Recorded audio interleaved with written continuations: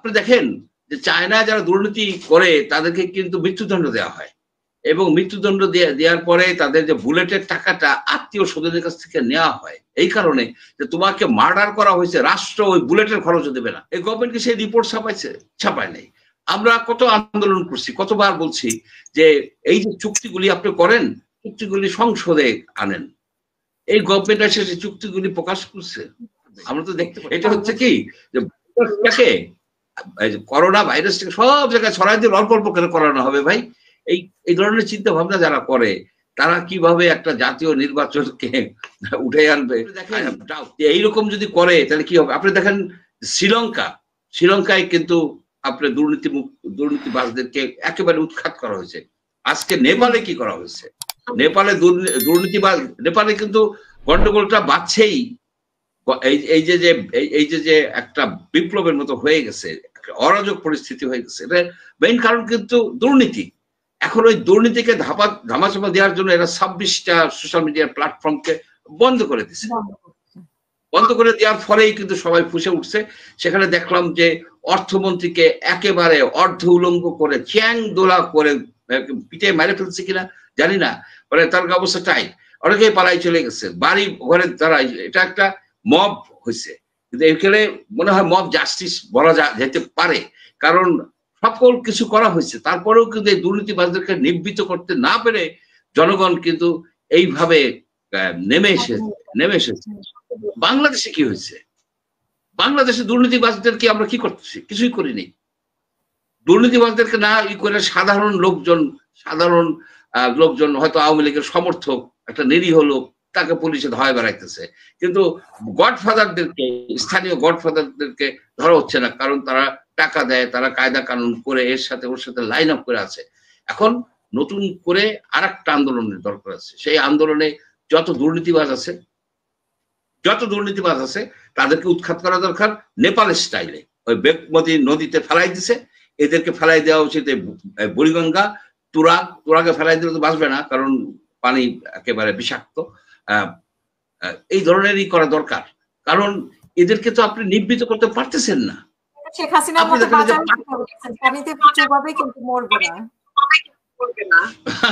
না না, সেটা আমি শেখ হাসিনার এই যে কথাগুলি উনি বলছে এটাকে কখনোই সাপোর্ট করা যায় না। উনি হাস্যরস করতে যায় অনেক জটিল করে ফেলেছেন সিচুয়েশন, সেটা না।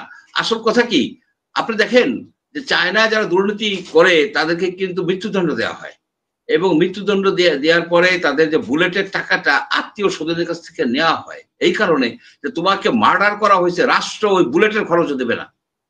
আমি মৃত্যুদণ্ডের পক্ষের লোক না, কিন্তু এদেরকে 14 বছর 20 বছর করে জেল না দিলে আপনি এই জাতিকে মুক্ত করতে পারবেন না। আপনার আরো 30 লক্ষ লোক দরিদ্র হয়ে গেছে। যেখানে ডক্টর ইউনূসের ছিল 3-0 নিয়ে আসে, উনি আসলেন, উনি কি করলেন যে আরো 30 লক্ষ লোক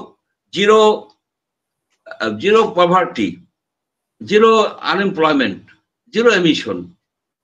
রেজাল্ট হলো কি 1 বছর 13 মাসের মাথায় আরো 30 লক্ষ মানে লোক দরিদ্র হয়ে গেল। আপনার অ্যাকচুয়াল যে আমাদের ইকোনমিক সিচুয়েশনটা কি, এটা আপনার দেবপ্রিয়কে দিয়ে একটা কি হোয়াইট পেপার তৈরি করা হয়েছে, ওটাকে কেউ অনেকেই করে না। আমি তাকে প্রশ্ন করছি দেবপ্রিয় সাহেবকে যে আপনি যে এটা করলেন, এই চুরি হয়েছে, এটা হয়েছে, আপনার বাংলাদেশ ব্যাংকের যে টাকাটা লুট হয়ে গেল, সেই যে রিপোর্টটা সিআইডি একটা রিপোর্ট করছে, আপনি সেই রিপোর্ট দেখছেন? এই গভর্নমেন্ট সেই রিপোর্ট ছাপাইছে? এই গভর্নমেন্ট কি সেই রিপোর্ট ছাপায় নাই? আমরা কত আন্দোলন করছি, কতবার বলছি যে এই যে চুক্তিগুলি আপনি করেন, চুক্তিগুলি সংসদে আনেন। এই গভর্নমেন্ট এসে সেই চুক্তিগুলি প্রকাশ করছে, আমরা তো দেখতে পারতাম। আদানির সাথে কি চুক্তিটা করছে আমরা তো দেখতে পারতাম। যে ইন্ডিয়ার সাথে যে প্রায় 100 চুক্তি আছে, সেই চুক্তির ধারাগুলি কি আছে আমাদের তো জানা দরকার আছে। আজকে যে নেপালের এই অবস্থা, নেপালের অবস্থা তো ভারতের জন্য হচ্ছে। তারা যে 50 দিকে যে ফ্রি ট্রেড করছিল, ফ্রি ট্রেড চুক্তি করে তো নেপালের 12টা বেজে গেছে। নেপালের কোনো ইন্ডাস্ট্রি ছিল না, এখনো নাই কোনো ইন্ডাস্ট্রি নাই, কারণ সব জিনিস ভারত থেকে আসে, ফ্রি ট্রেড। আমাদের যেসব চুক্তি আমরা করছি ভারতের সাথে, সেই চুক্তি এরা প্রকাশ করে না কেন? আর সবচেয়ে আমি মনে করি কি যে আপনার কাছে যেটা বেশি জানতে চাই একটু সংক্ষেপে যদি বলেন এটা বিএনপির জন্য কি বার্তা, বাংলাদেশের রাজনীতির জন্য আসলে কি বার্তা দিল যে জাতীয় জামাতে ইসলাম জাতীয় নির্বাচনে বড় ধরনের শক্তি হয়ে আসতে পারে কিনা, বিএনপি সেখানেও কোনো ধাক্কা খেতে পারে কিনা? যদি অনেকে বলছে যে জাতীয় নির্বাচনের সাথে এদের কোনো সম্পর্ক নাই, তারপরে আপনার কাছে একটু সংক্ষেপে যদি জানতে চাই ডাকসু নির্বাচন আমাদেরকে কি রাজনৈতিক বার্তা দিল? শুনেন, ডাকসুর নির্বাচন নিয়ে, নির্বাচনের উপর ভিত্তি করে যে 6 মাস পরের যে জাতীয় নির্বাচন হবে সেটা কোন দিকে যাবে, কেমনে যাবে, এটা একটা অনেকটা মানে খুব বেশি এক্সপ্রেস করা হয়। তবে একটা ইন্ডিকেশন পাওয়া গেছে যে জাতীয় নির্বাচন সহজ হবে না, জাতীয় নির্বাচনে অনেক ধরনের ক্যালকুলেশন হবে।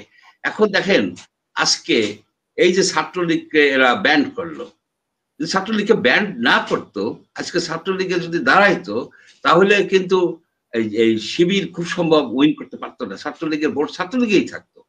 এটা একটা যে ম্যাভেরিক, এই যে একটা যে ওয়াইল্ড কার্ড হয়েছে যে আওয়ামী লীগরা ব্যান্ড করে দিচ্ছে, আওয়ামী লীগের ভোটগুলি কোথায় যাবে? সেটাকে জাতীয় পার্টিতে যাবে, নাকি তারা জামাতের সাথে সহযোগিতা করে? কারণ রাজনীতিতে তো কোনোই নাই। 91-এ আপনার শেখ হাসিনা কি যায় নাই এই জামাতের সাথে কোয়ালিশন করার জন্য? 6টা মন্ত্রিত্বের বিনিময়ে গেছে তো, জামাত আসে নাই, জামাত বিএনপিকেই সাপোর্ট দিচ্ছে, রাইট? সেই পরিপ্রেক্ষিতে আপনার কোথার থেকে যাবে, কোথায় যাবে, এটা এই মুহূর্তে প্রেডিক্ট করা কঠিন হবে, কমপ্লিকেটেড হবে। এবং আমার একটা আছে, মানে একটা ধারণা আমার সৃষ্টি হয়েছে যে এই সরকারের পক্ষে এই সারা বাংলাদেশ ব্যাপী নির্বাচন করার যোগ্যতা এদের নাই। কারণ প্রতিদিন যেভাবে মানুষ নিহত হচ্ছে, প্রতিদিন আপনি ভাবতে পারেন যে কবর থেকে লাশ উঠে, সেই লাশকে আপনার পিটে তারপরে পোড়ায় দেওয়া হয়েছে। এটা কোন ধরনের নৃশংসতা? এই যে নৃশংসতার দিকে আমাদেরকে, আমরা চলে গেছি, এখান থেকে ফেরত আসা সহজ হবে না। এবং আমাদের এই যে আমাদের যে স্বরাষ্ট্রমন্ত্রী, উনি বললেন যে মব হয়ে যাবে, মানে ভাগ হয়ে যাবে, 300টা আসনেই মব ভাগ হয়ে যাবে, তার মানে ছোট ছোট মব হবে। কি চিন্তা! 300টা আসনে মব ভাগ হয়ে যাবে, সুতরাং হ্যান্ডেল করতে পারবে। এটা হচ্ছে কি যে করোনা ভাইরাসটাকে সব জায়গায় ছড়াই দিয়ে অল্প অল্প করে করানো হবে ভাই। এই ধরনের চিন্তা ভাবনা যারা করে, তারা কিভাবে একটা জাতীয় নির্বাচনকে উঠে আনবে, আই হ্যাভ সিরিয়াস ডাউট। এটা হলো একটা বিষয়। 2 নম্বর হলো যে ইলেকশনে কারা, যে বিএনপি যে একেবারে অটোমেটিক্যালি ধরে নেওয়া হয়েছিল যে অটোমেটিক্যালি সে উইন করে ক্ষমতায় এসে যাবে, সে বিষয়টাও কিন্তু অতটা সহজ হবে না। কারণ ভোটগুলি, আওয়ামী লীগের যে ভোটগুলি, সেই ভোটগুলি কোন দিকে যাবে? আপনি তো আওয়ামী লীগের যারা সাপোর্টার, যাদের নামে কোনো কেস নাই, তার ভোটাধিকার তো আপনি নিতে পারবেন না। এটা তো মানে একটা অসম্ভব ব্যাপার। তারা তো কাউ না কাউকে ভোট দেবে, বেশি ভোট দেবে, বেশি পার্সেন্টেজ হিসেবেই তারা যাবে। তারা মনে করবে এই ভোটের মাধ্যমে, যে ভোটকে তারা ইগনোর করছে, যে ভোটকে তারা এটা একটা আয়রনি, যে ভোটকে তারা ইগনোর করছে, যে ভোট পাবলিকরা দিতেও দেয় নাই, নিজেরাও দেয় নাই, কিন্তু আওয়ামী লীগের লোকেরা তো নিজেরা ভোট দেয় নাই, আপনার 10% 15% লোক উপস্থিত থাকতো না। সেই ভোটই হচ্ছে এখন তাদের বাঁচার একমাত্র উপায়। ভোটাধিকারকে প্রয়োগ করে তারা হয়তো তাদের একটা মানে অবস্থান নিতে পারবে। এটা একটা খুব